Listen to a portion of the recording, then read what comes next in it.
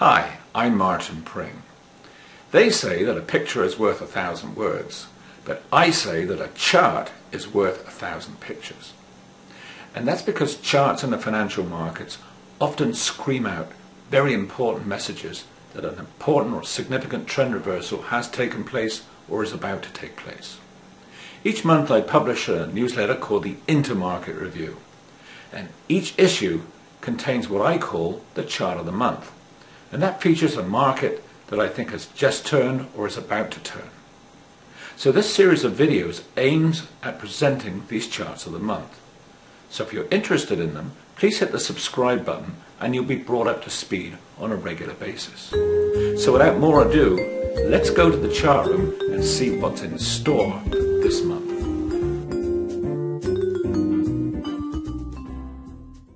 This time we're going to look at gas prices because they're getting a lot of attention in the media. The theory of contrary opinion, when applied to markets, tells us that when everyone thinks alike, the chances are that this view has been factored into the price, and it's time to expect a reversal in trend. Historically, technicians have tried to read into the headlines and cover stories to determine what the crowd is thinking about.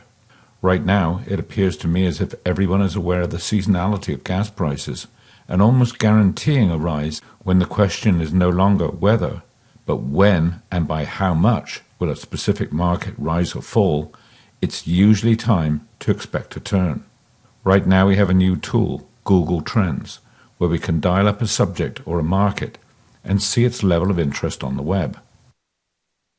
This picture shows search results for gasoline prices. The top panel contains the number of searches and the bottom one the number of news stories. These red arrows show when the news story number has risen to a relatively high level, and this dashed one when the search level alone was elevated. This arrow indicates that news stories have peaked for the current situation, but they topped out from a relatively high level. In the next chart of the gasoline ETF, the UGA, we'll see what happened to prices when the level of excitement peaked in the past. Here it is, and here are the arrows representing previous Google trend peaks, as well as the current one. You can see that in all cases prices retreated. Not necessarily right away as in the 2004 and 2006 situations, and not necessarily sharply as we saw last year. However, each instance was associated with some kind of an intermediate decline, or even a bear market, as in the 2008 experience. That raises a red flag for the current picture, and suggests that prices are more likely to fall than to rise in the next few weeks. But what does the technical position suggest? Well, first you can see that every time we've had one of these rises in the Google numbers, this short-term momentum indicator has been in the process of peaking. Currently it's rolling over and is in danger of giving a sell signal by crossing below its moving average. In a trend sense, we could use this trend line, but it's only been touched twice. I prefer this one, with a smaller angle of ascent, and because it's been touched 3 times. If it's violated with a Friday close below $50, I think that would signal the end of the current gas price boom.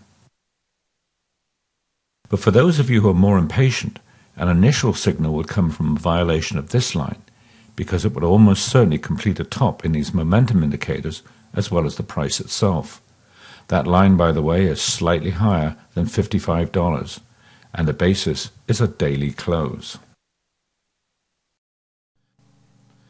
If you enjoyed this chart of the month, you may want to go to Pring.com and download a free sample of our Intermarket Review, a monthly roundup of the world's principal financial markets with a special emphasis on the US. We also look at global indicators, bonds, precious metals, currencies, and international markets using ETFs to execute our strategies as much as possible. You'll find unique indicators and intermarket relationships you cannot find anywhere else. In the meantime, thanks for watching and good luck and good charting.